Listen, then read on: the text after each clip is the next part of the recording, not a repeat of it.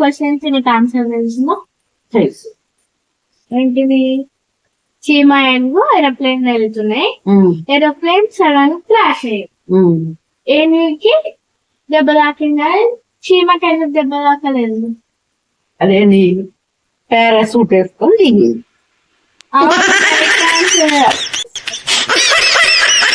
నేను చాలా పెద్దవాడిని, ఎవ్వరూ ఆపలేరు కదా.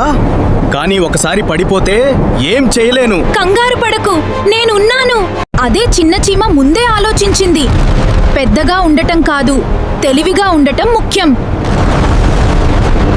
నానే నన్ను క్వశ్చన్ అడిగినావు కదా, దానికి నాకు ఆన్సర్ తెలియదు, నువ్వు చెప్తావా?